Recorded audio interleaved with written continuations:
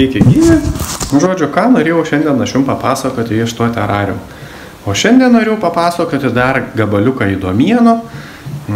Tai, žodžiu, tokias yra tos įdomienos tam terariume. Australijai, žodžiu, įteisino jau genetiškai modifikuotų bananų prekybą. Žodžiu, gamyba, tai aišku, jau visą laiką čia ir daugumoje šalių, sakykime, gaminami tie genetiškai įvairiai modifikuoti vaisiai ir daržovės ar ten kažkokie kitokie augalai. O Australija jau dabar jau ir pardavinėti, žodžiu, įteisino, gali drąsiai pardavinėti.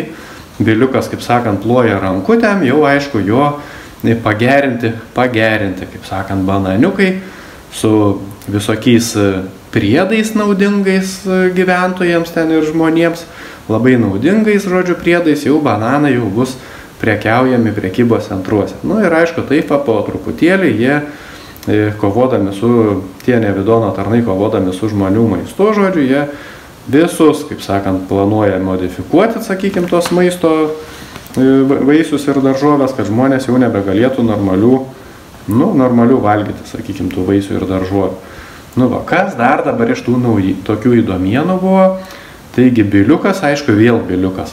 Biliukas, žodžiu, pareiškia, kad jau už kokių 3 metų jau, žodžiu, motinoms nebereikės maitinti savo kūdikių jau motinos pienu, nes jau biliukas pasirūpint, žodžiu, kad jau būtų lengviau visiems ir geriau, žodžiu, tai jis jau pats prigamins to pieno. Įdomu, kokius jūs papus ten užsiauginės, kad to pieno prigamins. Nu, bet, žodžiu, jis jau tai pareiškia, kad prigamins jau to dirbtino motinos pieno ir jis bus, aišku, jau žymiai geresnis ir ten maistingesnis ir sveikesnis ir taip toliau, žodžiu. Nu, kaip ir viskas, ką daro biliukas, tai jis labai tik tai rūpinasi žmonių sveikatą, tas nevidono tarnas. Nu, pas mus, aišku, Žemės planetui, tai jis čia rūpinasi tą žmonių sveikatą, o terariume tai jis yra, nu, tikras nevidono tarnas, žodžiu, ir jis tik tai meluoja, žodžiu, kopijuoja tą mūsų Žemės, tą planetos, tą biliuką, kaip sakant, kopijuoja ir ten viską meluoja tą patį, bet iš tikrųjų tai daro viską priešingai. Iš tikrųjų tai jis nuodija, stengiasi kuo daugiau išnuodyti žmonių, kad jie pasidarytų jau mažiausiai tai nevaisingi.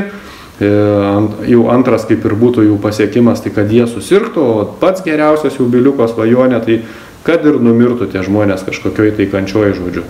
Susirgtų ir numirtų. Nu va, kas dar iš tokių įdomienų ten yra?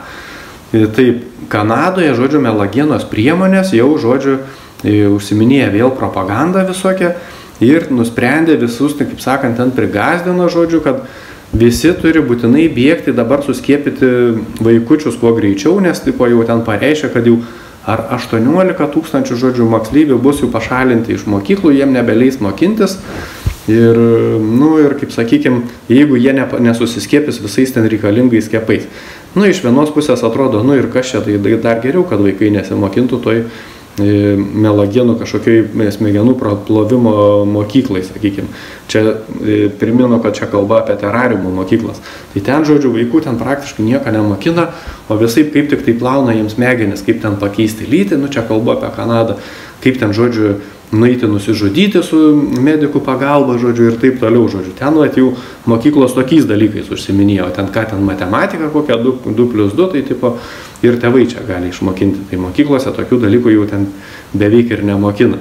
Nu, bet, žodžiu, jeigu tie tėvai jau sakytų, nu ir vis tiek ten mes neskiepėsim ir tegul neina tas vaikas į tą mokyklą, tai čia, aišku, jau nebūtų, kaip sakant, nevidonas, jeigu jau nebūtų jisai suplanavęs su savo tais tarnais, kad tai tada, žodžiu, jeigu jau tu nesirūpini tuo vaiku, jeigu jį neina į mokyklą, tai mes jį paimsim ir, kaip sakant, pasiimsim. Nu va, tai labai aišku, visur tas nevidonas propaguoja tą vaikų atėmimą. Nu ką reiškia vaikų atėmimas? Tai reiškia, aišku, didžiulę kančią tiek vaikam, tiek tėvam. Tai reiškia, kad jau tiem vaikam nebus perdodama kažkokia tai tų tėvų išmintis ir požiūris į gyvenimą. Ir, žodžiu, iš tų vaikų arba galėsi minkyti kažkokią tešlą tokią, kokią nori, auginti šių belekokius ten, sakykime, iškrypelius ir panašiai. Tai čia jau geruoju scenariju, o šiaip, aišku, gali būti ir visokiem ištvirkavimam ten jie naudojami, arba dar baisiau, aišku, organam, arba iš visi dešrą, kaip sakant, ten į požemę ten tiem gyventojam įvairiem ir panašiai. Nu va, tai žodžiu, čia su Kanada, žodžiu, dar Kanada, žino, dėl ko jie ten labai jau dabar susirūpino, kad jau kas jau užmiršę buvo paskiepyti ten tos vaikus, kad būtinai suskiepytų. Ogi taigi prisimena, turbūt viena įdomiena yra, kad ten Pfizerio to CEO jau pareiškia, kad dabar jau visuose skiepuose jau jie ten mRNA ten tos pridėjo, žodžiu, technologijos. Ir, žodžiu, jau dabar visi skiepai jau genetiškai modifikuos žmonės ir jau tie žmonės jau pasidarys nebe žmonės. Nu, o kas iš to, kad jeigu jie pasidarys nebe žmonės, tai gal aš į kitam filmukę papasakosiu. Nu va, tai va. Ir nebūtų dar, sakykim, taip, kad visi jie dirba, sakykim, pagal tą vieną instrukciją tie visi Nevidono tarnai, pagal vieną planą, nu turiu omeny visus valstybių vadovus, tai Putinas irgi dabar jau paskelbė, žodžiu, kad ir jau Rusija, jau rusai patys irgi sukurs jau vakciną nuo vėžio. Nu, aišku, jau kur čia patys didžiausi technologiniai, kaip sakant, progreso laimėjimai terariume yra, tai kad kuo daugiau prikurti visokių vakcinų, žodžiu, jau čia yra pasididžiavimas 21 amžiaus, žodžiu, pats geriausias, kaip sakant, išradimas, kuo daugiau vakcinų, tai tuo geriau Nevidonui, sakykime, nes aišku, tuo daugiau žmonių ten sirgs ir mirs ir panašiai. Tai va, tai žodžiu, Putinas jau neatsilieka. Tai dabar neužilgo turėtų dar kiniečiai kokie paskelbti ten, ar japonai, žodžiu, kad irgi ten tų vakcinų visokių prikūrė. O pirmasis, tai aišku, tai čia tas Pfizer, tas CEO pareiškia, kad jau jie irgi jau labai susirūpinę, žodžiu, to vėžių ir irgi jau vakcinų prikurs, jau tai yra prikūrę, žodžiu, irgi jau tų vakcinų ir dabar visi galėsi dar daugiau skiepyti, žodžiu. Nu, čia aišku, skiepijas tai tik tai dundukai. Dundukai, priminsiu, tai tie, kurie yra apmulkinti tų melagienos priemonių, žodžiu, jie tiki to melagienom visokiom, tiki tais Nevidono tarnais, kurie, sakykime, yra užpuolę, kaip sakant, tą terariumą. Nu ir užtat, aišku, jie ir yra dundukai, nes apdundukinti yra ir, žodžiu, tiki ir tai šūdmokslininkis, o apie šūdmokslininkius dar ką galiu pasakyti. Ogi tie terariumo šūdmokslininkai dar sugalvojo, kad dabar išrado, žodžiu, kad augins tokius ryžius, kurie bus iš karto su jautienos ląstelėm, žodžiu.